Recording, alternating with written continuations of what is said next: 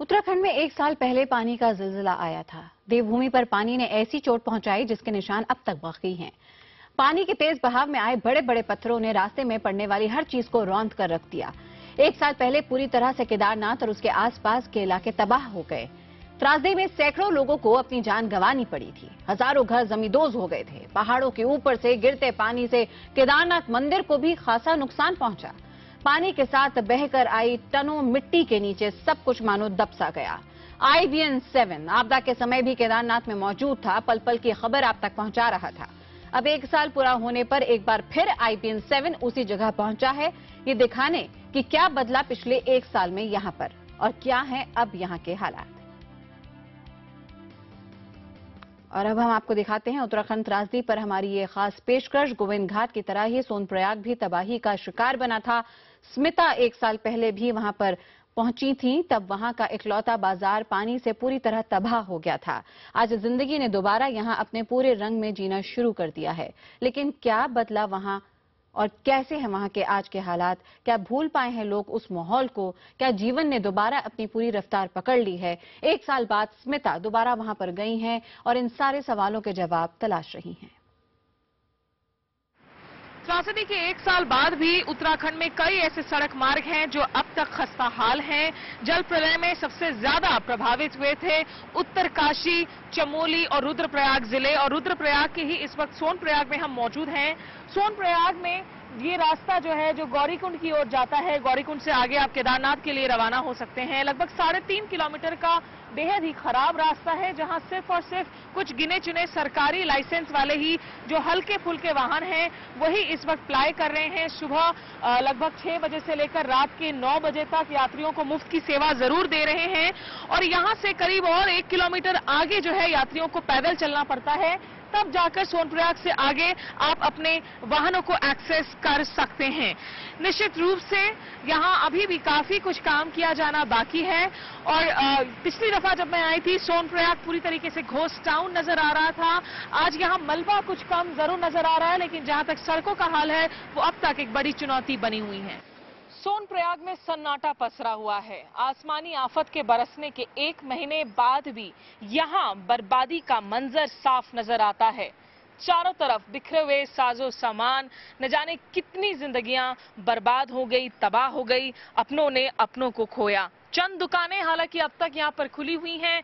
एक general store है, एक चाय की दुकान है, होटल्स वगैरह, लॉजेस वगैरह, उन पर ताले जड़ दिए गए हैं। जो लोग अगर उनके किसी और गांव में घर वगैरह थे वहां जा चुके हैं।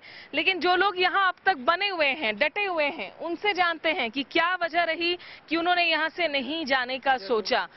आपका नाम बताइएगा। अजय सिंह चौहान।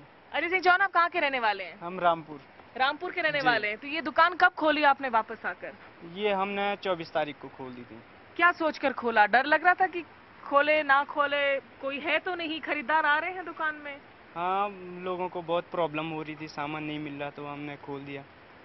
इसी कारण हमने दुकान खुली रखी। राशन पानी की यहाँ पर मतलब बेहद जो स्थानीय लोग हैं उनको खास करके और दिक्कत हो रही है। खास करके कुछ नहीं, मतलब जो दे रहे रात दे रहे, जो मतलब भगवान लोग जो है रे मतलब वो दे रहे, मतलब जो भी मिल रहा मतलब राजी खुशी से, मतलब जब तक बचे हैं तो मतलब तब तक मिल ही रहा है।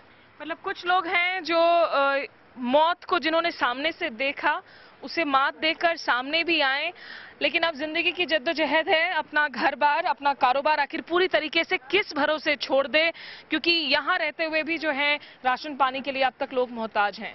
उत्तराखंड में आई प्राकृतिक आपदा के 1 महीने बाद स्थिति का जायजा लेने के लिए मैं वापस सोनप्रयाग आई हुई थी। और उस वक्त की तस्वीर में और अब की तस्वीर में मुझे इतना ज्यादा फर्क नजर आ रहा है। कम से कम एक खुशी जरूर हो रही है कि जिंदगी की चहल पहल वापस से रुद्रप्रयाग जिले के इस सोनप्रयाग में देखने को मिल रही है। और जब जुलाई 2013 में मैं आई थी, आपको बता दूं कि ये पूरे इलाके में सिर्फ और सिर्फ मलबे का ढेर देखने को मिल रहा था। लोगों के फर्नीचर, जूते, चप्पलें, कपड़े वही मलबे के नीचे दबे हुए नजर आ रहे थे। एक सिर्फ चाय की दुकान थी, यही चाय की दुकान उस वक्त मौजूद थी और उसके मालिक विक्की जो इस वक्त हमारे साथ मौजूद हैं।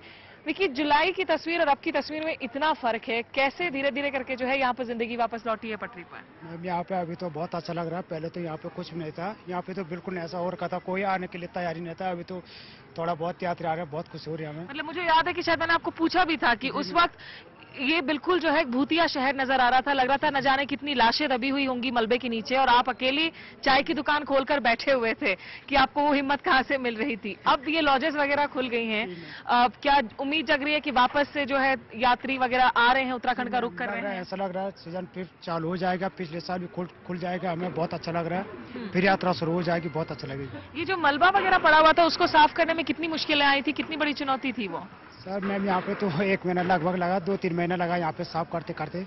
हाँ। यहाँ पे बहुत सारा मलबा था, और फिर इसके बाद यहाँ पे जो है जेसीबी उन्होंने काम किया, बहुत सारा। आप क्या यहीं के रहने वाले हैं भाई साहब? सुन रहे कि नहीं? चलिए, बहुत बहुत शुक्रिया आपका विकी, और हमें खुशी हुई देखकर कि अब जो है कम से कम दूसरे इमारतें यहाँ पर वापस से मौजूद नजर आ रही हैं। यहाँ एक घोड़ा खच्चर प्रीपेड काउंटर वगैरह भी बनाया जा रहा है, और निश्चित रूप से यहाँ से आगे जो है अब ये वापस गौरीकुंड से रास्ता भले ही भला बहुत ठीक ना हो, सही ना हो, लेकिन कम से कम ये जुड़ चुका है। तो ये एक अच्छी बात है कि उत्तराखंड त्रासदी के 1 साल बाद कम से कम इस इलाके में लोगों के चेहरे पर एक बार फिर से मुस्कुराहट देखने को मिल रही है।